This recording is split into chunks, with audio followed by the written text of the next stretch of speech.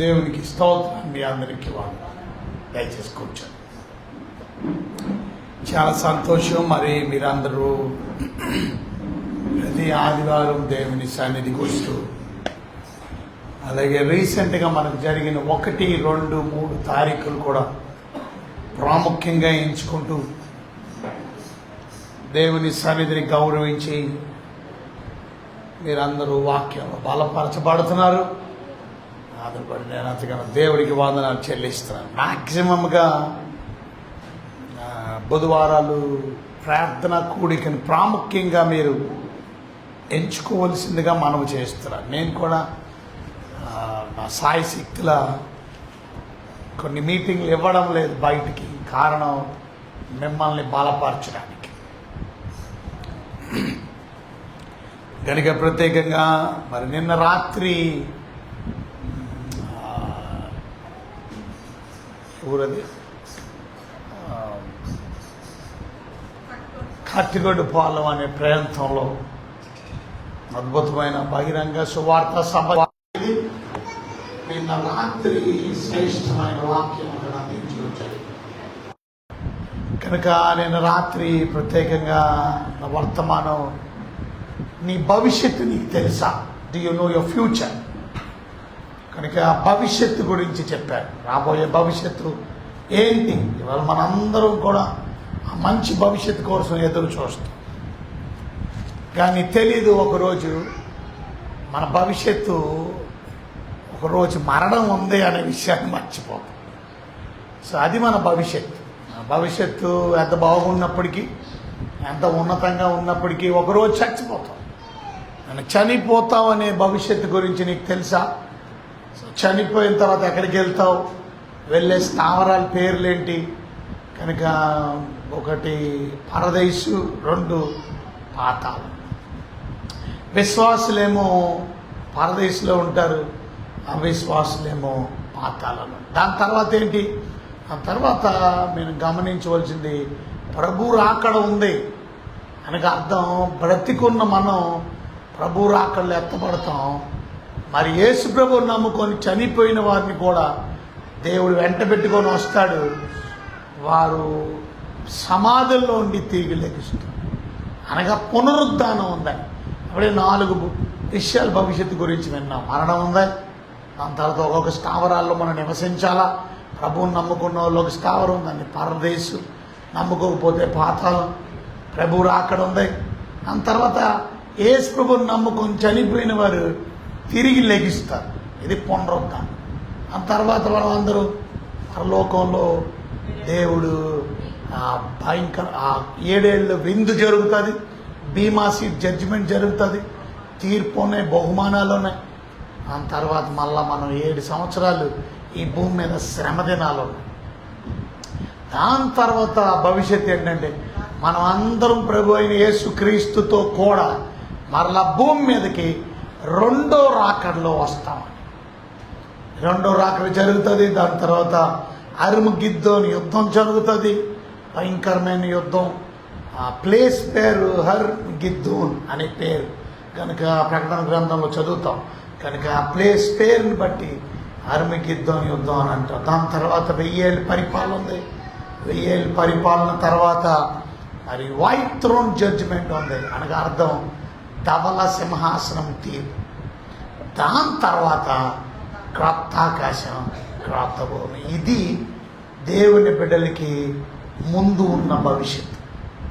మరి ఒకరోజు చచ్చిపోతామని తెలిసి మీరు సిద్ధపడి ఉన్నారా? మీ కుటుంబంలో అందరినీ సిద్ధపరుస్తున్నారా? జీవితం అంటే ఏదో డబ్బులు సంపాదించుకోవడం, తినడం, పడుకోవడమే అనుకుంటున్నారా? ఆలోచించండి.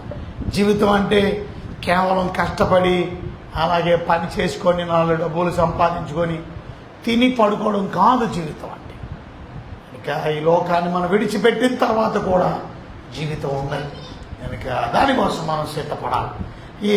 ఈరోజు మీ దగ్గరికి రాకముందు ఏ వాక్యం సిద్ధపడాలి అని నేను ప్రార్థన చేస్తుండగా నాకు ఒక వీడియో వచ్చింది. ఆ వీడియోని చూసి ఓకే దాని గురించి వర్తమానం సిద్ధపడాలని వర్తమానం సిద్ధపరచాను. ఏంటిదనంటే ఒక ఎయిర్పోర్ట్లో ప్రత్యేకంగా వాళ్ళు సిద్ధపడి వెళ్తున్నారు. వాళ్ళందరూ కూడా ఆ ఎయిర్పోర్ట్ ఏం జరుగుతుందంటే, విమానానికి ఎక్కే ముందు మనం అందరం కూడా ఈ దేశం నుంచి నేను వదిలిపెట్టి వెళ్తే ఫస్ట్ టికెట్ కౌంటర్ దగ్గరికి వెళ్ళాలి. నువ్వు ఆల్రెడీ ముందే తీసేసుకోవాలి టికెట్, అక్కడక్కడ కొనుక్కోవడానికి ఉండదు. కనుక ముందే 1 నెల ముందో 2 నెలల ముందో, నేనైతే 6 నెలల ముందే టికెట్ బుకింగ్ అయిపోతుంది. సో టికెట్ బుక్ చేసుకున్న టికెట్ని మనం ఫస్ట్ ఎంట్రన్స్లో సెక్యూరిటీ ఉంటుంది, ఆ సెక్యూరిటీకి చూపించాలి. వాళ్ళు విమానం 3 గంటలు ఉంటుందనగానే లోపల పంపిస్తారు, ముందే పంపించరు. ఒకవేళ టికెట్లో విమానం 6-7 గంటల టైం ఉందనంటే నువ్వు బయటే వెయిట్ చేయాలి. నువ్వు తొందరగా వచ్చిన లోపలికి వెళ్ళడానికి ఎలవించబడు, ఎందుకంటే లోపల చాలా జనం. సో 3-4 గంటలు ఉందనంటే నేను పంపిస్తాను. సో లోపలికి వెళ్ళిన తర్వాత కౌంటర్ దగ్గరికి వెళ్ళాలి, టికెట్ కౌంటర్ దగ్గర. ఆ టికెట్ కౌంటర్ దగ్గరికి నీ టికెట్ అయినా చూపించాలా, లేకపోతే నీ పాస్పోర్ట్ అయినా చూపించాలి. చూపిస్తే అంటే ఈ టికెట్ కౌంటర్ కూడా ఎలాంటి కౌంటర్ అని అంటే, ఏ విమానం ఎక్కుతానో ఆ విమానం వాళ్ళ దగ్గరికి వెళ్ళాలి. అక్కడ అన్ని విమానాలు కేంద్రాలు ఉంటాయి. ఎయిర్ ఇండియా, లుఫ్తాన్సా అయితే లుఫ్తాన్సా, అలాగే ప్రత్యేకంగా మరి ఎమిరైట్స్ అయితే ఎమిరైట్స్, ఇలా రకరకాల విమానాలు ఉంటాయి. ఆ విమానాలు ఆ పేర్లు చూసుకొని అలాగా ఆ స్థలానికి వెళ్ళాలి. ఆ లైన్లు ఉంటాయి, అక్కడ నిలబడాలా. టికెట్ అన్ని చూసిన తర్వాత అప్పుడు నీకు ఆన్ల టికెట్ ఇస్తారు. అది బోర్డింగ్ పాస్ అంటారు. బోర్డ్ చేయడానికి, అంటే విమానంలో బోర్డ్ చేయడానికి నీకు బోర్డింగ్ పాస్ ఇస్తారు. ఇక ఈ టికెట్లు నీకు ఇక్కడ కొనుక్కున్న టికెట్లు ఏం పనిచేయవు, ఆ టికెట్లు చూపించడానికి పనిచేయవు. వాళ్ళు ఇస్తున్న స్లిప్ లాగా బోర్డింగ్ పాస్ ఉంటుంది, అది తీసుకో. అది తీసుకొని వెళ్ళిన తర్వాత నువ్వేం చేయాలంటే, ఇప్పుడు నీ సామాన్లన్నీ చెక్ చేయించాలి. ఈ ఆటోమేటిక్గా నువ్వు తీసుకున్న పెద్ద బ్యాగులు ఉన్నాయి కదా, ఆ బ్యాగులు విమానం దగ్గరే ఇచ్చేయాలి. అంటే ఈ కౌంటర్ ఉంది కదా, ఏ టికెట్ అయితే కౌంటర్, ఇప్పుడు ఎమిరైట్స్ అయితే ఎమిరైట్స్, లుఫ్తాన్సా అయితే లుఫ్తాన్సా, ఎయిర్ ఇండియా అయితే ఎయిర్ ఇండియా వెళ్ళావు కదా, అక్కడ నీ పెద్ద బ్యాగులు ఇచ్చేయాలి. వాళ్ళు నీ పెద్ద బ్యాగులు తీసేసుకుంటారు. ఇప్పుడు నీ చిన్న బ్యాగు, నీ క్యారీ ఆన్ బ్యాగు, విమానంలోకి వెళ్ళే బ్యాగులు నీతో పాటు అవి కూడా వెళ్తాయి, కానీ నువ్వు తీసుకెళ్ళక్కర్లే. అవి వాళ్ళు ఏమంటారు,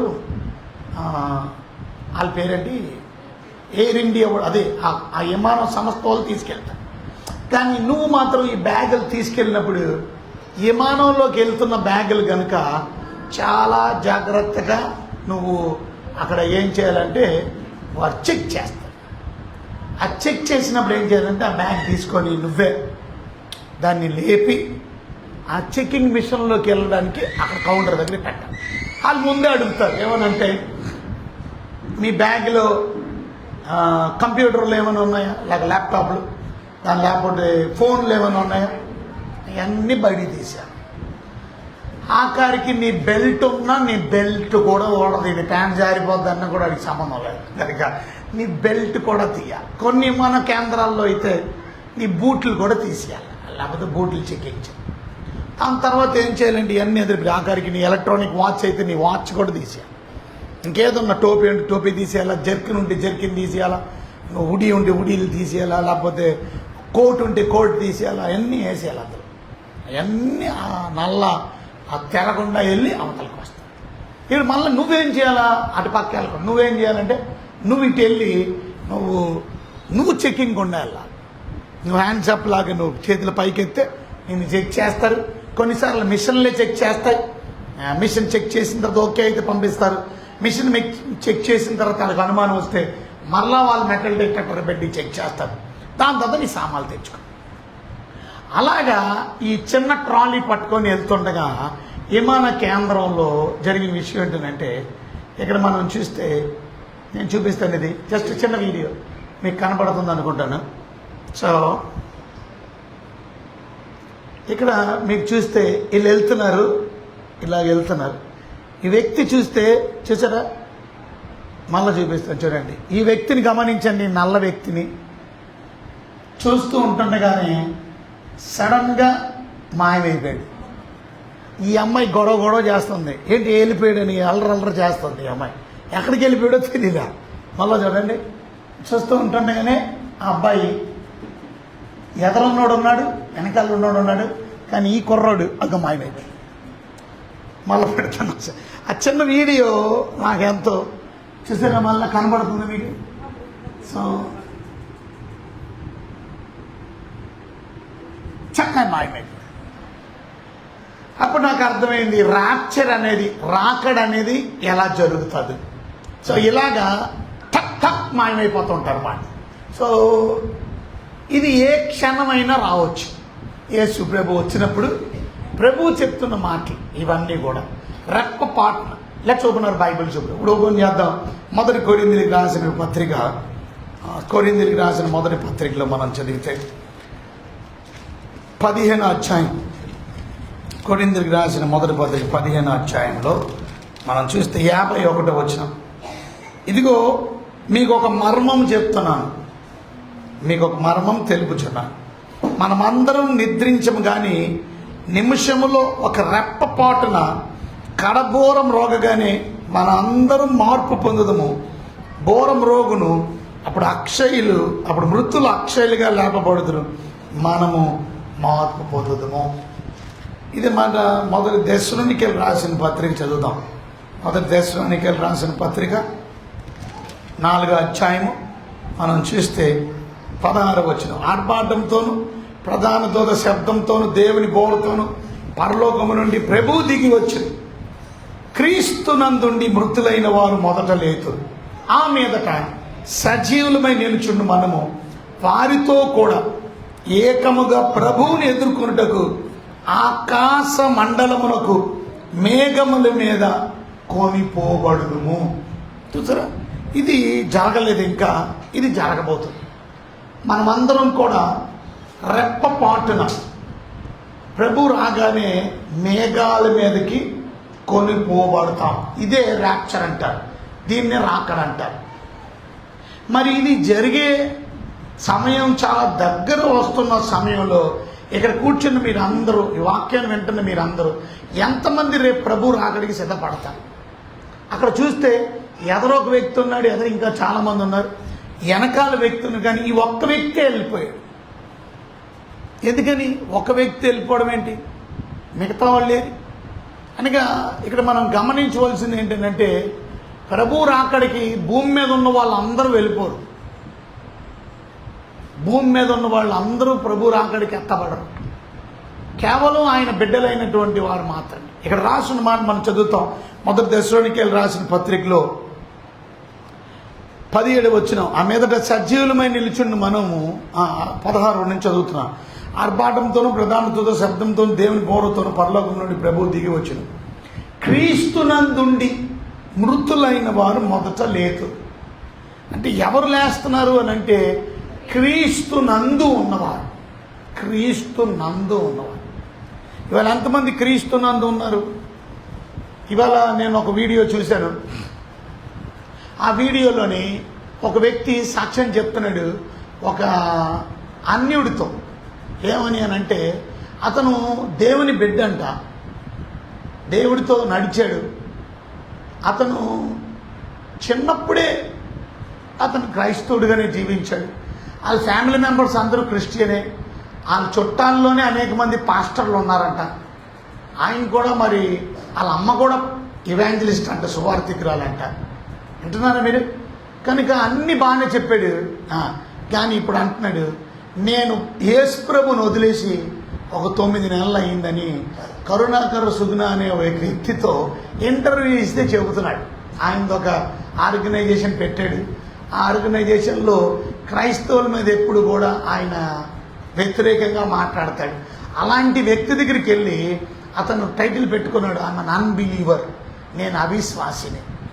ఒకప్పుడు నేను విశ్వసించాను, కానీ ఇప్పుడు నేను వెనక్కి తిరిగిపోయాను. ఇప్పుడు నాకు ఇష్టం లేదు. ఎందుకు తిరిగిపోయానంటే ఆ పాత నిబంధన ప్రవచనాలు యేసు ప్రభులో నెరవేరినాయి అని నేను నమ్మట్లేదు. కనుక కొన్ని కారణాలు చెప్పాడు, తద్వారా నేను ప్రభువుని విశ్వసించట్లేదు. ఆయన గురించి చెప్పాడు ఇంకా చాలా చాలా విషయాలు. అతను సతీష్ కుమార్ దగ్గర వాలంటరీ టీంలో పనిచేశాడంట. ఆయన దగ్గర నుంచి మరలా వెళ్ళి అక్కడి నుంచి కింగ్స్ టెంపుల్లో పనిచేశాడంట. అక్కడి నుంచి శ్యామ్ కిషోర్ దగ్గర పనిచేశాడంట. చాలామంది పాస్టర్ గారుల దగ్గర ఆయన పనిచేసి సేవలో ఏకీపించి ఇప్పుడు ఆయనకి 35 సంవత్సరాలు కుర్రోడు, ఇంకా పెళ్ళయింది. కానీ యేసు ప్రభుని వదిలేసి ఇప్పుడు మరి ఏం చేద్దాం అనుకుంటున్నా? యేసు ప్రభు మాత్రం దేవుడు కాదు అని అంటున్నాడు. చూసారా? అంటే ఇక్కడ నేను ఎందుకు ఈ మాట చదువుతున్నానంటే 16వ అధ్యాయం 16వ వచనం 4వ అధ్యాయము మొదటి దశలోనికి రాసిన పత్రిక 4వ అధ్యాయం 16వ వచనంలో ఇది చాలా ఇంపార్టెంట్. ఆర్భాటముతోను ప్రధాన దూత శబ్దంతోను దేవుని బోరుతోను పరలోకము నుండి ప్రభు దిగి వచ్చును, క్రీస్తునందుండి మృతులైన వారు. సో చచ్చిపోయేంత వరకు క్రీస్తులో ఉండడం చాలా ఇంపార్టెంట్. అది ఇప్పుడు వాడిలాగా మధ్యలో వదిలేసిన వాడితో ప్రభు అక్కడికి వెళ్ళలేము మనం. సో చాలా ఇంపార్టెంట్. ఇవాళ మీరు చివరి వరకు నమ్మకంగా పట్టుకున్నారు. What about your children? మీ పిల్లల సంగతి ఏంటి? మీ భర్త సంగతి ఏంటి? మీ భార్య సంగతి ఏంటి? చివరి వరకు ప్రభుని పట్టుకున్నాడా లేక మధ్యలోనే వదిలేశారా? ఈ మధ్యలో వదిలేసిన వాళ్ళు ప్రభు అక్కడికి ఎత్తబడలేదు. మధ్యలో వదిలేయడం అంటే ఏంటి? ప్రభువుని విడిచిపెట్టాడు. అదేంటండి? యేసు ప్రభువేనండి, యేసు ప్రభువే దేవుడు అని నమ్ముతాడండి, కానీ గుడికే రావట్లేదండి, మీటింగ్కే రావట్లేదు. లేదు, గుడికి రావట్లేదంటే ప్రభువుని వదిలేసాడని అర్థం. గుడికి రావట్లేదని అంటే ప్రార్థన వదిలేశాడని అర్థం. యేసు ప్రభు దేవుడు కాదని అర్థం. అది ఇవాళ నిన్న చనిపోయినటువంటి వ్యక్తి మరి మన రతన్ రాజు గారు వాళ్ళు నాన్నగారు, నిన్న నేను ప్రత్యేకంగా చెప్తున్నాను అబద్ధం ఆడకుండా,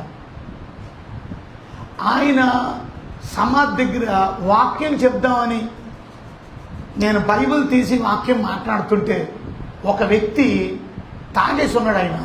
ఆయన గట్టిగా అరుస్తున్నాడు, కేకలేస్తాను. ఆయన ఊరుకోబెట్టి ఆయన పక్కన పెట్టాము. ఇంకా మాట్లాడడానికి ప్రయత్నం చేస్తున్నాం. రతనరాజు గారు కొడుకే ఆయన ఫెయింట్ అయి పడిపోయాడు. ఆయన వైపు ఆ జనాలందరూ మళ్లించబడ్డారు. సో అక్కడ నేను దేవుని మాటలు చెప్పాలి అనుకున్న మాటలు చెప్పాను, కానీ ప్రజల ఆసక్తితో వినడానికి ఫోకస్ ఆఫ్ అటెన్షన్ డైవర్ట్ అయిపోయింది. ఇవాళ ఆయన భూస్థాపన కార్యక్రమం కూడా అయిపోతే కొన్నిసార్లు అనుకుంటాం మనం, దేవునిలో చివరి వరకు ఉండేవాడే. ఆయన గురించి ఇందాక నాకు ఫోన్లో మాట్లాడుతున్నారు. వాళ్ళ అమ్మగారు దేవుని నమ్ముకున్నారు. వాళ్ళ అమ్మగారు దేవుని నమ్ముకున్నప్పుడు వాళ్ళ ఇంట్లో ఉన్న విగ్రహాలన్నీ వాళ్ళ నాన్న వెళ్ళి పడేశారు. కానీ ఆయన ఎందుకు మరి హృదయపూర్వకంగా ప్రభుకి మనసు ఇవ్వలేకపోయాడు. వాళ్ళ అమ్మ చెప్తుందంట, ఈ మధ్యన 2 రోజుల క్రితం ఆయన పక్కన ఉన్న టెంపుల్ దగ్గరికి వెళ్ళాడు, విగ్రహ గుడి దగ్గరికి. అక్కడ నీకు వెళ్ళి వచ్చినప్పటి నుంచి ఏదో విచిత్రంగా ప్రవర్తిస్తున్నాడు, ఏదో ఆలోచిస్తున్నాడు, ఎక్కువ టెన్షన్గా ఉన్నాడు. ఆ ఎదురింటి ఆమె చెప్పిందంట, ఆయన చనిపోయిన తర్వాత రాత్రి 1 గంటకి ఆయన ఈ రైల్వే ట్రాక్ మీదకి వెళ్ళే ముందు ఆయన 1 గంటకి లేచి ఆయన కూర్చొని ఉన్నాడంట ఇంటి బయట వసార్లో కుర్చీ మీద. రాత్రి 1 గంట. ఆ పల్లెటూరులో ఎక్కువగా అంతసేపు ఆ టైంకి ఎవరు కూర్చోరు. కూర్చొని తల పట్టుకొని తలని ఇలా కొట్టుకుంటూ ఏదో చేస్తున్నాడంట. సరే, ఆవిడ కూడా ఉందేమో అనుకున్నారంట వాళ్ళు. మరి వాళ్ళు ఎందుకు లేచారు? వాళ్ళు బాత్రూమ్కో ఆ లోపలికి వెళ్ళే టైంలో మళ్ళీ లేడంట. అప్పటికే బయటకు వచ్చింది. ఇవాళ మనం నేర్చుకోవాల్సిన ప్రాముఖ్యమైన విషయం, ప్రభువుని నమ్ముకోవడం ఒక ఎత్తు, ఆ నమ్ముకున్న దేవుణ్ణి చివరి వరకు కలిగి ఉండడం ఒక ఎత్తు. మధ్యలో ఇందాక చెప్పిన 35 సంవత్సరాల కుర్రాడు 9 నెలలు అయిందంటే వాడు ప్రభువుని వదిలేసి. రేపు వాడు చచ్చిపోతే రేపు ప్రభు రాకడొస్తే వాడు ఎత్తపడతాడా? వాడు బహిర్గతంగా చెప్తున్నాడు, నాకు యేసు ప్రభు దేవుడి కాదని. ఇంకా నా అర్థం ఏంటి? ప్రభుని నిరాకరించావు, తృణీకరించావు. ప్రభు అయిన క్రీస్తు యేసునందు ఉండడం. అందుకని మనం ప్రార్థనలో గడపడం చాలా ఇంపార్టెంట్. ఇవాళ మీరందరూ, నేను రాకముందు నుంచి మీరందరూ ప్రార్థన చేసుకుంటున్నారు, చాలా సంతోషం. మీ కుటుంబం గురించి చేసుకోండి, మీ అక్కర్ల గురించి చేసుకోండి, మీ అవసరతల గురించి చేసుకోండి. అన్నిటికన్నా ముఖ్యం, మీ ఇంట్లో ఎవరైతే ఇంకా మార్పు లేదో, మారుమనసు లేదో, రక్షణ లేదో వారి గురించి గట్టిగా ప్రార్థన చేయండి. ఎందుకంటే ప్రస్తుతం మనం ఆఖరి దినాల్లో ఉన్నాం. నిన్న మీటింగ్లో చెప్పాను నేను, త్వరలో 2027లో 1 వరల్డ్ రిలీజన్ రాబోతుందంట. అంటే ప్రపంచం అంతటికి ఒకటే మతం రాబోతుందంట. ఆ టైంలో ఇక క్రైస్తవత్వాన్ని ఇల్లీగల్ చేస్తారంట. అంటే లీగల్ కాదు. ఇక నమ్ముకోవడం కానీ, మీటింగ్లకు వెళ్ళడానికి కానీ, మీటింగ్లు పెట్టుకోవడం కానీ, యేసు ప్రభు బిడ్డని చెప్పుకోవడం కానీ. ఒక భయంకరమైన సాటానిక్ మూమెంట్కి సంబంధించిన వ్యక్తి, అందులో లీడర్గా పనిచేసిన వ్యక్తి బయటకు వచ్చేసి ఇప్పుడు ఆయన చెప్తున్నాడు, ఇప్పుడు ఆయన దేవుణ్ణి నమ్ముకున్నాడు. కానీ ఇలాంటి మూమెంట్లు ఎన్నో జరుగుతున్నాయి. ఇంతకుముందు నేను అందులో ఉండేవాడిని, 2022 నేను బయటకు వచ్చాను. అప్పుడు వాళ్ళు మాట్లాడిన స్ట్రాటజీల ప్రకారం 2027 వారు ఈ భయంకరమైనటువంటి వన్ వరల్డ్ రిలీజన్, ప్రపంచమంతా ఒకటే మతం రాబోతుంది. అంటే ఇవన్నీ ఏంటి, మనం ప్రస్తుతం 2026లో ఉన్నాం. అంటే ఎంత దగ్గరలో ఉన్నాం ప్రభు రాకడికి. ఈ భయంకరమైన విపత్తులు జరుగుతున్నాయి అంటే అర్థం చేసుకోండి. కనుక మీరు ప్రార్థనలో గడపడం చాలా ఇంపార్టెంట్. అది కూడా క్రీస్తులో మీరు ఉన్నారా? ఒకవేళ మీ పిల్లలు లేకపోతే మీ పిల్లల కొరకు కన్నీటిగా ప్రార్థన చేయవలసిన బాధ్యత నీ మీద. అవసరమైతే 2-3 రోజులు ఉపవాసం ఉండి నువ్వు ప్రార్థన చేయవలసిన అవసరత. నువ్వు నీ భర్త మారకపోతే, నీ భార్య మారకపోతే, నీ భార్య గురించో, నీ భర్త గురించో, నీ కుటుంబం గురించో నువ్వు తప్పక ప్రార్థన చేయాలి. ఆఖరి దినాల్లో మన ఇష్టానుసారంగా బ్రతకడానికి లేదు. ఇక్కడ మనం చూస్తే క్రీస్తునందుండి మృతులైన వారు మాత్రమే, అందరూ కాదు.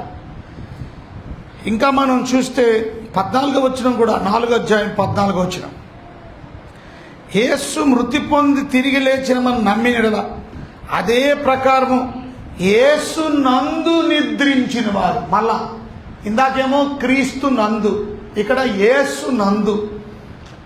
మీరు ప్రభు నందు ఉన్నారా? ప్రభులో ఉన్నారా? ప్రభుకి బయట ఉన్నారా?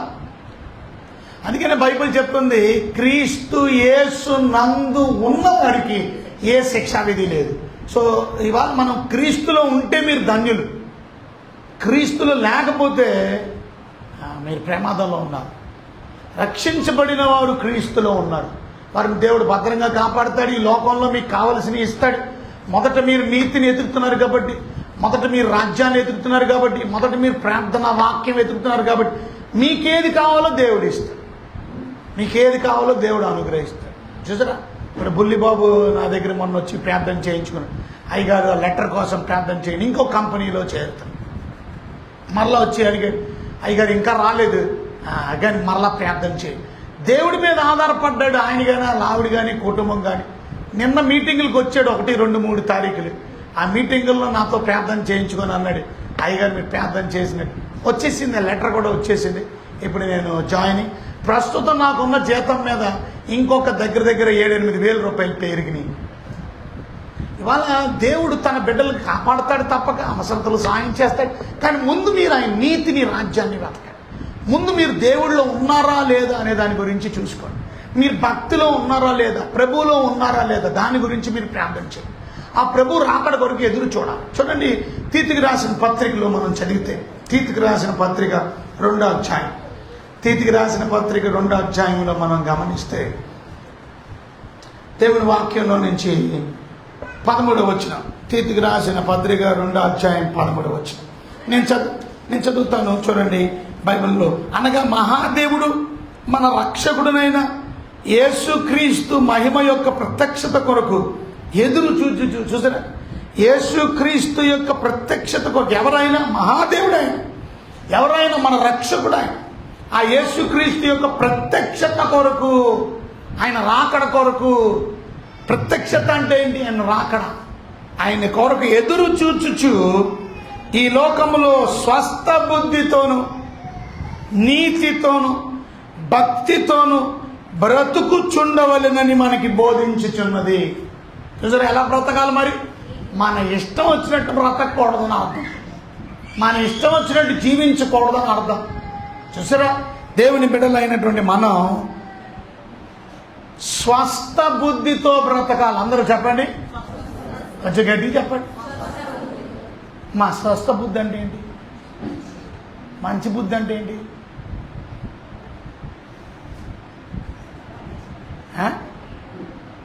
స్వస్థ బుద్ధి అంటే ఏంటి? స్వస్థ బుద్ధి అని అంటే అర్థం ఏమిటి అని అంటే, మంచి బుద్ధి అని చెప్పారు. ఆ మంచి బుద్ధి ఏంటో చెప్పాలి కదా. మంచి బుద్ధి అంటే ఏంటా? మంచి బుద్ధి అందరినీ అదుపు చేయడం కాదు, నిన్ను నువ్వు అదుపు చేసుకోవడమే స్వస్థ బుద్ధి. మంచి బుద్ధి అంటే ఇంగ్లీష్లో సెల్ఫ్ కంట్రోల్ అన్నారు. సెల్ఫ్ కంట్రోల్ అంటే అర్థం ఏంటో తెలుసా? నిన్ను నువ్వు అదుపు చేసుకోవడం, నీ కోరికలను అదుపు చేసుకోవడం, నీ వాంఛలను అదుపు చేసుకోవడం, నీ పాప చిక్కులు. ఎంతమంది స్వస్థ బుద్ధి కలిగి ఉన్నారు? మీ బుద్ధి మంచిది కాదు, అందుకని బుద్ధి మంచిది కాక తొలగిపోతున్నారు, పాపంలో పడిపోతున్నారు, చెడ్డ పనులు చేస్తున్నారు, వ్యభిచారం పనులు చేస్తున్నారు, వేశ్య పనులు చేస్తున్నారు, కామ వికారమైన కోరికలతో రగిలిపోతున్నారు. చూసారా? మంచి బుద్ధి ఉంటే మిమ్మల్ని మీరు కంట్రోల్ చేసుకుంటారు. తిండి తినడం తప్పు కాదు, కానీ ఆ తిండి అధిగమించి తినడం, దాన్ని ఏమంటారు? కంట్రోల్ లేదు, సెల్ఫ్ కంట్రోల్ లేదు. తినేసి తినేసి తినేసి అది. ఇవాళ సెల్ఫ్ కంట్రోల్ వెరీ ఇంపార్టెంట్. ఇవాళ మన జీవితంలో సెల్ఫ్ కంట్రోల్ ఉందా? మరి మనల్ని మనం అదుపు చేసుకుంటున్నావా? ప్రభు రాకడ వచ్చేస్తుంది కాబట్టి మనం ఈ లోకములో స్వస్థ బుద్ధితో బ్రతకాలి. ఇంకెలా బ్రతకాలి? నీతితో బ్రతకాలి. నీతి అంటే ఏంటి? పాపము లేకపోవడం నీతి, పాపాన్ని విడిచిపెట్టడం నీతి. నీతిగా బ్రతకాలి, నీతి జీవితాన్ని జీవించాలి, నీతిమంతుడిగా బ్రతకాలి. ఎంతకాలం ఇంకా పాపాత్ముడిగా బ్రతుకుతావు? ఎంతకాలం ఇంకా పాపాత్మురాలుగా జీవిస్తావు? ప్రభు రాకడ వచ్చేస్తుంది. ప్రభు నిన్ను నన్ను నీతిమంతుడిగా చేశాడు, కానీ మళ్ళా పాపంలో పడిపోతున్నావా? మళ్ళా అపరిశుద్ధమైన జీవితాన్ని జీవిస్తున్నావా? నీతిగా బ్రతుకుతున్నావా? ఇంకెలా బ్రతకాలి? భక్తితో బ్రతకాలి. మిమ్మల్ని బట్టి నాకెంతో సంతోషం ఉంది. ఎందుకంటే ఈ వెల్లటూరులో ఉన్న చర్చ్ మెంబర్లు అందరూ, మోస్ట్ ఆఫ్ దెమ్ భక్తి కలిగిన వాళ్ళు వస్తారు ప్రార్థనకి. ఆదివారం వస్తారు, కానీ ఆదివారం వచ్చిన వాళ్ళు భక్తి పరులు కాదు. ఆదివారంతో పాటు ప్రార్థన కూడికి వచ్చిన వాళ్ళు భక్తి పరులు. ఇవాళ మీరు భక్తి కలిగిన వారు, చాలా సంతోషం. కానీ భక్తిని కాపాడుకోండి. ఇహలోక మాలిన్యాన్ని అంటించుకోకుండా ఉండుటే పవిత్రమైన భక్తి. అలాంటి భక్తిని చేయండి. 3 విషయాలు: స్వస్థ బుద్ధి, నీతి, భక్తితో బ్రతకాలి. ఎందుకు? ప్రభు ప్రత్యక్షత కొరకు ఎదురు చూస్తున్నాం దానికి, ప్రభు రాకడ కొరకు ఎదురు చూస్తున్నాం దానికి. నిజంగా ప్రభు రాకడ కొరకు ఎదురు చూసే మనం ఈ రకంగా బ్రతకాలి. అప్పుడే మనం ప్రభు రాకడికి ఎత్తబడతాం, అప్పుడే ప్రభు రాకడలో మనం వెళ్తాం. బైబిల్ చెప్తుంది, పరిశుద్ధత లేకుండా ఎవరు దేవుణ్ణి చూడలేడు. అంటే రేపు పొద్దున్న మనం ప్రభు రాకడలో ఆయన చూడాలి అని అంటే మన జీవితాలు పరిశుద్ధంగా బ్రతకాలి. ఇదే దేవుని చెప్తాం. మొదటి దశలోనికీయులకు రాసిన పత్రిక 4వ అధ్యాయం 3వ వచనం మనం చదివితే, మొదటి దశలోనికీయులు 4:3 నేను చదువుతాను. మీరు పరిశుద్ధులు ఒకటయ్యే, అనగా మీరు జారత్వమునకు దూరముగా ఉండుటయే దేవుని చిత్తం. మీలో ప్రతివాడు దేవుని ఎరగని అన్యజనుల వలె కామాభిలాషయందు కాక పరిశుద్ధత యందును ఘనత యందును తన తన ఘటమును ఎట్లు కాపాడుకొనవలనని ఎరుగుటయే దేవుని చిత్తం. చూసారా? ప్రభు రాకడికి ఎవరు వెళ్తారు? ఆయన చిత్తం చేసేవాళ్ళేగా. ప్రభువా ప్రభువా అని పిలిచి ప్రతివాడు నా పరలోక రాజ్యంలోకి. మరి ఎవరు వెళ్తారు? నా తండ్రి చిత్తం. ఏంటి నీ చిత్తం ప్రభువా? ఇది నా చిత్తం. పరిశుద్ధంగా బ్రతకడం నా చిత్తం. దేవుని చిత్తం పవిత్రంగా బ్రతకడం, అపవిత్రంగా బ్రతకడం. ఇవాళ చిన్న పిల్లల దగ్గర నుంచి పెద్దవారి వరకు వారి జీవితాలు చెడగొట్టుకుంటున్నారు. ఇవాళ చిన్న పిల్లల్లో పవిత్రత కనబడట్లా, యవ్వనస్తుల్లో పవిత్రత కనబడట్లా, పెళ్ళైనటువంటి వారిలో పవిత్రత కనపడట్లే, ముసలోళ్ళలో పవిత్రత కనబడట్లేదు. ఇంకెవరిలో కనబడుతుంది? దేవుడు కోరుకుంటుంది పవిత్రత, పరిశుద్ధత. అది దేవుని చిత్తం. పరిశుద్ధులగుటయే దేవుని చిత్తం. అనగా జారత్వానికి దూరంగా ఉండడం, దేవుని ఎరగని అన్యజనుల వలె కామాభిలాష యందు కాక. అది మరి ఎలాగుండాలి? పరిశుద్ధత యందు, ఘనత యందు, తన తన ఘటం. ఘటం అంటే తన తన శరీరం, ఘటం అంటారు దీన్ని. ఈ ఘటాన్ని, ఈ శరీరాన్ని ఎట్లు కాపాడుకొనవలెనో అది ఎరుగుటయే దేవుని చిత్తం. అమ్మో, నేను దేవుని బిడ్డని, ప్రభు రాకడికి నేను ఎత్తబడాలి. మీరు అబద్ధం అనుకుంటారు, కానీ ఇవన్నీ నిజాలు. ఒకరోజు మీరు ఇందాక చూసినట్టు ఆ మనిషి ఇలా మాయమైపోయినట్టు, ఇలా వాక్యం వింటుండగా కొంతమంది టుప్ టుప్ ఎగిరిపోతారు. సడన్గా ఏరి కుర్చీలో కూర్చున్నామేది, ఎక్కడికి వెళ్ళిపోయింది? పక్కన ఇప్పుడు పెట్టి పట్టుకొని వెనకాల నిలబడిన ఎదురుగుండా ఉన్న మనిషి సడన్గా మాయమైపోతే ఎలాగుంటుంది చెప్పండి? గలిబిలైపోయింది. దానికి ఆమె చుట్టమో బంధువో స్నేహితులు అనవసరం. కానీ నా ఎదురుకుండా నేను మనిషిని చూస్తున్నాను, తప్పని మాయమైపోయాడండి. ఆ రోజు అలాగా ఒకరిద్దరు కాదు, ప్రపంచంలో అనేక చోట్ల అనేక మంది ఇలా మాయమైపోతారు. ఇది ఒక సూచన. దేవుడు అలా మాయం చేయగలడు అనే దానికి పాత నిబంధనలో కూడా మనం సూచనలు చూస్తాం. మీరు గమనించారో లేదో, దేవుడు ర్యాప్చర్కి ఎలా తీసుకెళ్ళగలడు అని అంటే హానోకుని తీసుకెళ్ళలేదా? హానోకు నడిచి 365 రోజులు 65 సంవత్సరాలు ఏం చేశాడు? దేవునితో నడిచి దేవుడు తీసుకుని వెళ్ళిపోయాడు. అంటే దాని అర్థం ఆయన చచ్చిపోలేదు. హానోకు మరణం చూడలా. ఏలియా మరణం చూడకుండా వెళ్ళిపోయాడు. ప్రభు తీసుకెళ్ళిపోయాడు ఏలియాని. దేవుడు మరణం చూడకుండా కూడా మనల్ని తీసుకొని వెళ్ళిపోగలడు అని నమ్ముతున్నారా? మరి సిద్ధంగా ఉన్నారా? భయంతో ఉన్నారా? భక్తిగా బ్రతుకుతున్నారా? పరిశుద్ధంగా జీవిస్తున్నారా? నీతిగా బ్రతుకుతున్నారా? వాటి కోసం ప్రార్థన చేయాలి. నా పిల్లలు అలా బ్రతికేలా, నా భార్య అలా బ్రతికేలా, మా అమ్మ అలా బ్రతికేలా, మా నాన్న అలా బ్రతికేలా, నా భర్త అలా బ్రతికేలా, నా భార్య, నా కోడలు, నా కూతురు, నా అల్లుడు, ప్రతి ఒక్కరు అలా బ్రతికేలా మీరు ప్రార్థన చేసుకున్న మీ కుటుంబంలో ఐ డోంట్ నో, ఇష్టానుసారం బ్రతికితే మీరు విడిచిపెట్టబడతారు. నిన్న మీటింగ్ చేసి మేము రాత్రి వస్తుంటే రాత్రి బోల్డ్ ప్రశ్నలు వేస్తున్నారు నన్ను కారులో. మేము మీటింగ్ అయ్యే లోపలికల్లానే భోన్ చేసి మేము బండి ఎక్కే లోపలికల్లా దగ్గర 12-12:30 అయిపోయింది రాత్రి. సో 12:30కి రిటర్న్ వస్తున్నాం. అప్పుడు మాకు ప్రశ్నలు కారులో. అందులో ఒక ఆయన ప్రశ్న అడిగాడు. ఏమన్నా తెలుసా? అయ్యగారు, 7 ఏళ్ల శ్రమల్లో సంఘం తీసుకెళ్ళిపోతాడు కదా దేవుడు, అప్పుడు విడిచిపెట్టబడిన వాళ్ళు కూడా నమ్ముకునే అవకాశం, యేసయ్యని నమ్ముకునే అవకాశం ఉందా అని అడుగుతున్నాడు. అప్పుడు ఇంకొక కుర్రోడు అంటున్నాడు, ఏం ఉండిపోతావా అని అడుగుతున్నాడు. అప్పుడు నమ్ముకుంటావా దేవుని? బాగా గమనించండి, తేలికైన విషయాలు కాదు. ఆ రోజు నమ్ముకోవడం దేవుణ్ణి మామూలు విషయం కాదు. ఆ రోజు తిండి దొరకదు. మీకు ఏదైనా కొనుక్కోవాలన్నా, ఏదైనా మీరు అమ్మాలన్నా, క్రయ విక్రయాలు చేయాలన్నా, డబ్బులు ఎంత ఉన్నా సరే, బియ్యం బస్తా కొనుక్కోవాలన్నా, నూనె డబ్బా కొనుక్కోవాలనుకున్నా, మీరు కనీసం హోటల్కి వెళ్ళి భోజనం కొనుక్కోవాలన్నా ముద్ర కావాలి. అంటే ఎంత ప్రమాదకరం వచ్చాను. 666 ముద్ర ఉంటేనే మీకు భోజనం. అంటే తినడం కూడా జరగదు, క్రయ విక్రయాలు జరగవు. 666 ముద్ర. 666 ముద్ర వేయించేవంటే అర్థం ఏంటి? 666 ముద్ర వేయించేవంటే అర్థం ఏంటి? ఇక దేవుణ్ణి నమ్ముకోవట్లేదని చెప్పావు, అది అర్థం. దేవుణ్ణి నమ్ముకున్నోడి ముద్ర వేయించుకోడు, అది అర్థం. ఈ ముద్ర వేయించుకోకపోతే నువ్వు బ్రతకలేవు.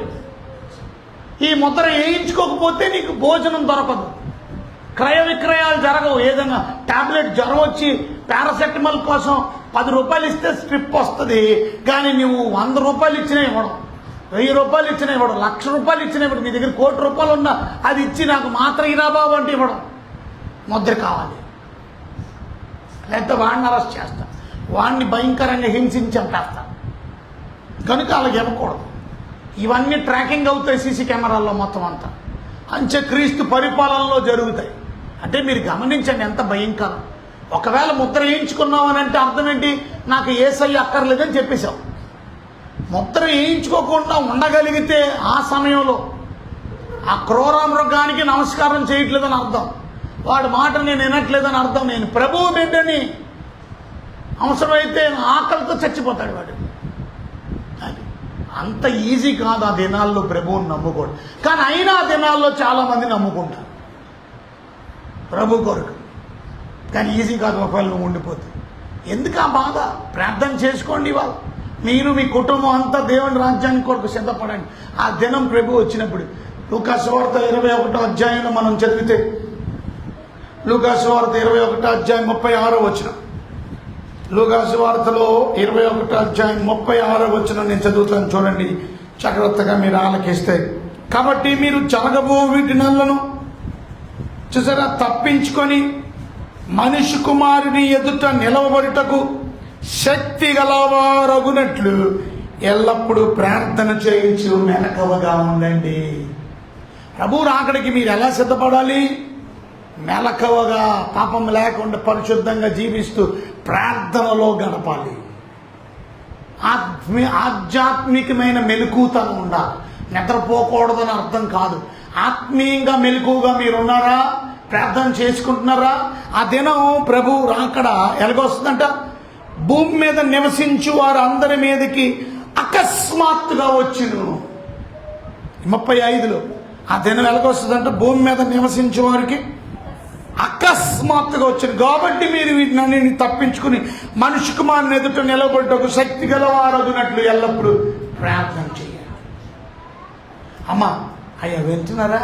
కానీ చాలా మందిలో ఏమి లేదు, ప్రార్థన లేదు. చాలా మందిలో ఏముంది? నిద్ర. ఈ టైంకి మీ ఊర్లో అందరూ ఏం చేస్తారు? నిద్రపోతారు. మీరు కూడా ఇవాళ మీటింగ్ లేకపోతే ఏం చేస్తారు? నిద్రపోతారు. అందుకే కానీ మీటింగ్ కోసం నిద్రను పక్కన పెట్టారు చూసారా? తిండిని పక్కన పెట్టారు చూసారా? తినకుండా వచ్చారేమో. తిండి వలన మొత్తం పై వచ్చిన చదవండి, అక్కడ రాస్తుంది.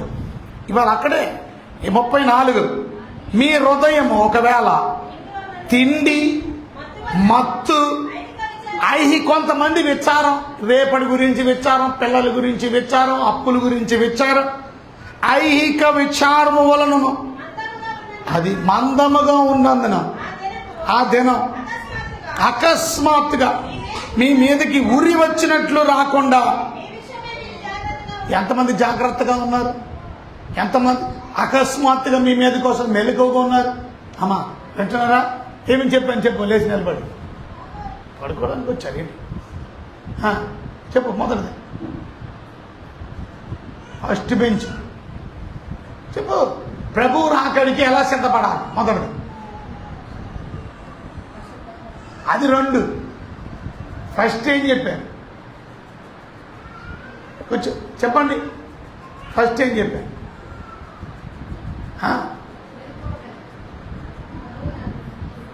ఫస్ట్ ఇప్పుడు మెలుకు.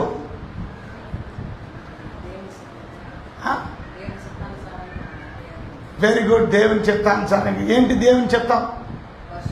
ఓకే, దానికి ముందు చెప్పాను కదా, స్వస్థ బుద్ధితోను నీతితోను భక్తితోను బ్రతకాలి మనం. ప్రభు రాకడ వస్తుంది కనుక అది మర్చిపోయి ఎగరగొట్టేశారా?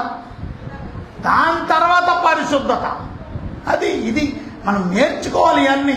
ప్రభువా నేను సెల్ఫ్ కంట్రోల్, నా జీవితంలో కంట్రోల్ లేదు, అందరినీ కంట్రోల్ చేస్తాను, నేను కంట్రోల్ లేదు. నేను కొన్నిసార్లు శోధనలో పడిపోతున్నాను చూసారా? శోధనలో మెలకువగా ఉండి ప్రార్థన చేయమన్నాడు. అందుకు కనుక మన జీవితంలో శోధన అది. స్వస్థ బుద్ధి లేకపోవడం, మంచి బుద్ధి లేకపోవడం, నిన్ను నువ్వు అదుపు చేసుకోలేకపోవడం, నీ కోరికలు అదుపు చేసుకోలేకపోవడం, నీ శరీర ఇచ్చల్ని అదుపు చేసుకోలేకపోవడం, నీకున్న వాంఛల్ని అదుపు చేసుకోలేకపోవడం, అది స్వస్థ బుద్ధి అంటే. అది నీతిగా బ్రతకాలి, పరిశుద్ధంగా బ్రతకాలి. నీతి జీవితం అంటే పాపాన్ని విడిచిపెట్టడం, నీతిమంతుడుగా జీవించాలి, భక్తిగా బ్రతకాలి, పరిశుద్ధంగా బ్రతకాలి, ఇక్కడ మెలకువతో బ్రతకాలి, జాగ్రత్తగా బ్రతకాలి. ఇవన్నీ ఏం గుర్తుంటే మనకి ప్రభు రాకడ కొరకు ఈ రకంగా మనం సిద్ధపడాలి. కీర్తనాకారుడు దావీదు అంటాడు, 51వ దావీదు కీర్తన 10వ వచనంలో ఏమంటాడు? శుద్ధ హృదయం నాకు దాయి చేయమని. కీర్తనకారుడు చూడండి 51వ దావీదు కీర్తన. దేవా అది శుద్ధ హృదయం నాకు దయచే. ఆ పాట ఎక్కడి నుంచి వచ్చింది? ఇక్కడి నుంచి. శుద్ధ హృదయం, క్లీన్ హార్ట్, క్రియేట్ మీ అ క్లీన్ హార్ట్ లార్డ్. నాకు శుద్ధ హృదయం, మంచి హృదయం దయచేయండి. దేవుని బిడ్డలమైన నా అంతరంగములో స్థిరమైన మనస్సు నూతనంగా. ఎందుకు? ప్రభు వచ్చేస్తున్నాడు, ఆయన రాకడికి సిద్ధపడాలి మనం. క్లీన్ హార్ట్ లేకపోతే, క్లీన్ హృదయం రాకపోతే ప్రభు రాకడికి నువ్వు ఎత్తబడలేవు, విడిచిపెట్టబడతావు. సత్యాన్ని గుర్తుపెట్టి. అందుకే బైబిల్ చెప్తుంది, మెలకువగా ఉండండి, ప్రార్థన చేసిన మెలకువగా ఉండి ప్రార్థన చేయండి. నిద్రపోకండి. చర్చికొచ్చి నిద్రపోతారు కొంతమంది, వాక్యం చెప్తే నిద్రపోతారు కొంతమంది. ఇంకా మీలో దురాత్మ పట్టిందా ఏంటి? దురాత్మ ఉన్నాడు నిద్రపోతాడు. దేవుని బిడ్డలమైన మనం మొహం కడుకోవాలి. అవసరం అయితే చక్కగా దేవుని మాటలు వినాలి, అర్థం చేసుకోవాలి, ఆ మాటలు గుర్తుండాలి. తద్వారా మనం ప్రార్థన చేసుకోవాలి. నిద్ర అందరికీ వస్తుంది. యేసుప్రభు నిద్రపోకుండా ప్రార్థన చేస్తున్నాడు. శిష్యులు ఏం చేస్తారు? నిద్రపోతున్నారు. ఎందుకు? అందుకే వాళ్ళు సాతాను ప్రవేశించాడు. చూసారా, నిద్రపోతుంటే మనం ఏం చేస్తాం? నిద్ర వల్ల ఒక్కడు నిలబడలేదు కష్టాల్లో. యేసుప్రభు ఒక్కడే నిలబడ్డాడు. ఆ బంట్రోతులు అందరూ వచ్చినప్పుడు, కత్తులు గుదియలతో వచ్చినప్పుడు శిష్యులందరూ పారిపోయారు. ఎందుకని? ప్రార్థన లేనోడు శ్రమల్లో నిలబడలేడు, పారిపోతాడు. ప్రార్థనలో నువ్వు నమ్మకంగా ఉండకపోతే నీ కష్టాల్లో నువ్వు పారిపోతావు, నిలబడలేవు. యేసుప్రభు ఒకటి నిలబడ్డాడు. అందుకని అన్ని నామముల కన్నా పైనామముగా దేవుడు హెచ్చించాడు. ప్రతి మోకాలు యేసునామములో వంగేలా. అది ఇవాళ దేవుడు మిమ్మల్ని ఉన్నతంగా ఆశీర్వదించి అభివృద్ధి చేయాలంటే ప్రార్థన చాలా ఇంపార్టెంట్. చివరి మాట కొలసీలకు రాసిన పత్రిక 4వ అధ్యాయం 3వ వచనం చదవండి. కొలసీలకు రాసిన పత్రిక 4వ అధ్యాయం 3వ వచనం. కేవలం మనం ప్రార్థన మన అవసరతలు మాత్రం గురించి కాదు, ప్రార్థన యందు నిలకడగా ఉండి మెలకువగా ఉండండి. మెలకువగా కొలసీలు 4:3 నేను చదువుతాను చూడండి. దేవుని బిడ్డలు ప్రార్థన యందు నిలకడగా ఉండి కృతజ్ఞత గలవారై దాని యందు మెలకువగా ఉండండి. మరియు నేను బంధకములలో ఉంచబడుటకు కారణమైన క్రీస్తు మర్మమును గురించి నేను బోధించవలసిన విధంగానే ఆ మర్మమును వెల్లడిపరిచినట్లు వాక్యం చెప్పినట్లు అనుకూలమైన సమయం దేవుడు దయచేయవలెనని మా కొరకు ప్రార్థించుడి. ఇవాళ మనం అందరం ప్రార్థన చేయాలి. ప్రభువా, మీరు అక్కడ బహు సమీపంగా ఉంది కనుక సాధ్యమైనంత మట్టుకు నా కుటుంబస్తులకి, నా బంధువులకి, నా స్నేహితులకి, నా ఇరుగు పొరుగు వారికి, నా ఊర్లో ఉన్నవారు అందరికీ మీ శుభవార్తను చాటించాల. భక్తుల్ని పిలిచి మీటింగులు పెట్టి, అది ఎలా ఎంతమంది ఉన్నారండి మీటింగులు పెట్టించి చక్కగా మీరు సువార్తను అందించగలిగిన వారు, దేవుని మాటలు అందించగలిగిన వారు, దేవుని వాక్యం అందించగలిగిన వారు ప్రార్థన చేస్తున్నారు. ఆఖరి దినాల్లో ఉన్నాం మనం. మీ మేడల మీద, మీ ఊళ్ళో, మీ గ్రామాల్లో ప్రభువు యొక్క సువార్త వినిపింపజేస్తున్నారా? అనేకులు మారడానికి కారణభూతులుగా మీరున్నారా? అది మనం చేయవలసి. వాటి విషయమే మనం ప్రార్థన చేయాలి. ఎందుకంటే ఇందాక వీడియో చూసినట్టు సడన్గా మనం కూడా అలా మాయమైపోతాం ఒకరోజు. కానీ మాయం అవుతావా? నువ్వు ఇక్కడే ఉంటావా? ప్రభు రాకడికి నువ్వు ఎత్తబడాలి అని అంటే మాయం అనే మాట మాట్లాడకూడదు, కానీ అలా ఎత్తబడతాం. అది మాయం అంటే అది మోసం, అది మ్యాజిక్ షో లాంటి. బట్ మాయం అంటే ప్రభు నిజంగా మ్యాజిక్ చేయట్లేదు. నువ్వు అక్కడ ఉన్న వ్యక్తిని తీసుకెళ్ళి వెళ్ళిపోయాడు అంతే. ఇవాళ దేవుడు త్వరగా రాబోతున్నాడు, మనల్ని అందరినీ తీసుకొని వెళ్ళిపోతాడు. గుర్తుపెట్టుకోండి, మీ ఇంట్లో నుంచి ఎంతమందిని తీసుకెళ్ళగాలి? నీ భర్త మారాడా? మరి నీ భర్త ఉండిపోతే నువ్వు వెళ్తావు. నీ భార్య మారిందా? నీ భార్య మారకపోతే భర్త వెళ్తాడు, భార్య ఉండిపో. నీ పిల్లలు మారారా? నీ కోడలు మారిందా? నీ ఇంట్లోనే ఎంతమంది ఉండిపోతారో ఆలోచించు.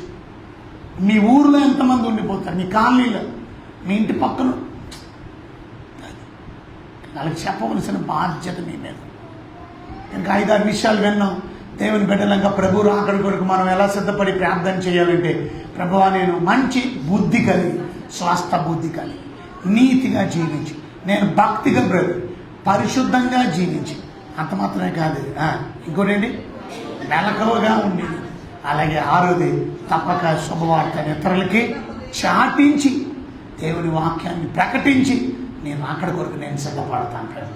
మనం విన్నాం ఆదివారం, ప్రభు బల్ల తీసుకున్నప్పుడల్లా ఎవరి గురించి ప్రచురం చేయాలి? మనం ఆయన మరణాన్ని గురించి ఏం చేయాలా?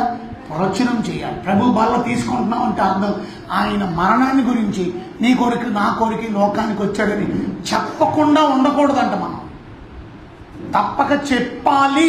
ఆ కమిట్మెంట్తో ప్రభు బల్ల తీసుకోవాలి. ఆయన మరణాన్ని ప్రచురం చేసేవారుగా, ఆయన మరణాన్ని ప్రచారం చేసేవారుగా నువ్వు నేను సువార్థికులుగా పనిచేయాలి.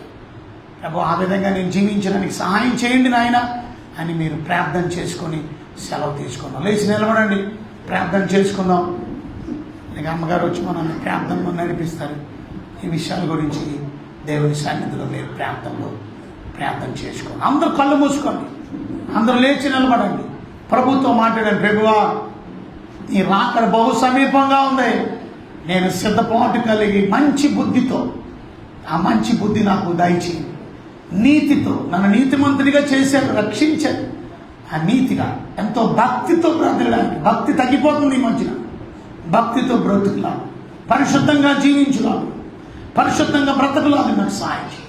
మెలకువగా ఉండులా, శుద్ధ హృదయంతో నేను మీకు రాకడకు అనేకులు మీ సన్నిధికి తీసుకొచ్చేవాడు, మెలకువ ఉండి ప్రార్థన చేసేవాడు. నేను ఆ విధంగా మీ రాకడ కొరకు సిద్ధపడతానని ప్రార్థన పూర్వకంగా ప్రభు రాకడ కొరకు సిద్ధపడండి. మీ జీవితాన్ని ప్రభు దగ్గర సరి చేసుకోండి.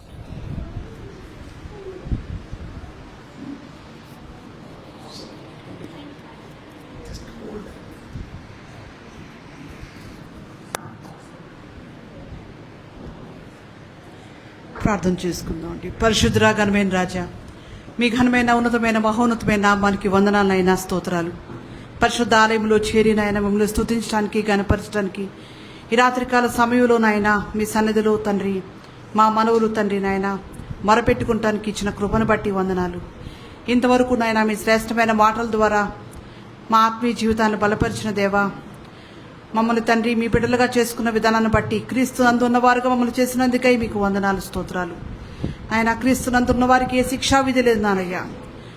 రాబో ఉగ్రత నుండి తప్పించి నాయన నిత్యరాజ్య వారసులుగా మమ్మల్ని చేసినందుకై స్తోత్రాలు. ఇంకా ఎవరైతే కుటుంబాలు రక్షించబడలేదో వారు తండ్రి నాయన ఎంతో సమయం లేదు, త్వరగా మీరు అక్కడ సమీపంగా ఉంది కాబట్టి ప్రతి ఒక్కరూ కూడా నాయన మెలకువగా ఉండి నాయన ప్రార్థించేవారుగా, మిమ్మల్ని తెలుసుకునేవారుగా, పాపాన్ని విడిచిపెట్టేవారుగా, మీ కొరకు ఎదురు చూచేవారుగా, మీ రాకడలు ఎత్తబడేవారుగా ఉండటానికి సహాయం చేయండి. నీతితో, భక్తితో నాయన, విశ్వాసంతో తండ్రి నాయన, పరిశుద్ధతతో తండ్రి నాయన మీ రాకడ కొరకు ఎదురు చూచేవారంగా నాయన, మరి ప్రభువా ఏ మచ్చ, ఏ కలంకము, ఏ ముడతను లేకుండా ప్రభువా మరి తండ్రి నిష్కలంకమైన సంఘముగా నాయన మరి తండ్రి ఉన్నవారినే ప్రభువా మీరు నాయన తీసుకుని వెళ్ళడానికి రానయ్యున్నారు తండ్రి. మీరు పరిశుద్ధుడు కనుక మేమును పరిశుద్ధంగా జీవిస్తూ పరిశుద్ధమైన ఆలోచనలు, పరిశుద్ధమైన మాటలు, పరిశుద్ధమైన ప్రవర్తన కలిగి తండ్రి నాయన ఎంతో భక్తితో తండ్రి నాయన మీ కొరకు ఎదురు చూచే వారంగా ఉండడానికి సహాయం చేయండి. ఏ ఒక్కరూ నాయన నశించిపోవటం మీ చిత్తం కాదయ్యా. ఏ ఒక్కరూ కూడా కుటుంబంలో నశించిపోకుండా, ఏ బిడ్డని కూడా తండ్రి నాయన మరి తండ్రి విడిచిపెట్టకుండా నాయన ప్రతి ఒక్కరూ కూడా నాయన వారి కుటుంబాలు తండ్రి నాయన మీ రాకడ కొరకు సిద్ధపడడానికి సహాయం ఇచ్చి తోడయ్యండి దేవా. మీ కృపాక్షేమం ప్రతి ఒక్కరికి తోడుగా ఉంచే దేవుడు నాయన మీకు వందనాలు, స్తోత్రాలు. ఇంతవరకు మాకు తోడై నడిపిస్తున్న దేవా మీకు వందనాలు. ఇంతవరకు బిడ్డలు చేసిన ప్రార్థన, మనవులు, విజ్ఞాపనలు మీ సన్నిధిలో చేరాయని నమ్ముచు మీకు వేల కొద్ది వందనాలయ్యా, స్తోత్రాలు. అటువంటి నీతితో, భక్తితో, విశ్వాసంతో మీరు రాకడ కొరకు ఎదురు చూస్తూ అనేకులు సిద్ధపరిచే వరంగా మాకిచ్చిన రక్షణ భాగ్యాన్ని అనేకులకు తండ్రి నాయన సువార్తను అందించిన ఆయన మా తండ్రి మీ రాకడ కొరకు అనేకులు సిద్ధపరచడానికి మీరే కృపనిచ్చి సహాయం ఇచ్చి తోడయండి, బలంగా వాడుకోమని మమ్మల్ని అందరినీ మీ హస్తాలకు అప్పగించుకుంటూ నజరేయుడైన యేసు నామములో స్తుతించి ప్రార్థించి వేడుకొంచున్నాను తండ్రి, ఆమేన్. మన ప్రభు అయిన యేసు క్రీస్తు వారి కృప, తండ్రి అయిన దేవుని వారి యొక్క ప్రేమ, పరిశుద్ధాత్మిక అన్యోన్యమైన సహవాసం నిత్యము సదాకాలమున మనందరికీ తోడై, సర్వలోక పరిశుద్ధులకి తోడై, మీ రాకడ కొరకు, మీ రాజ్యం కొరకు మనందరినీ సిద్ధపరిచి సహాయం చేసి తోడై ఉండి కాపాడునుగాక. ఆమేన్. అందరికీ వందనాలు. Thank you very much. God bless you. లైవ్లో వీక్షిస్తున్న మా ప్రియులందరికీ కూడా దేవుడు మిమ్మల్ని దీవించునుగాక.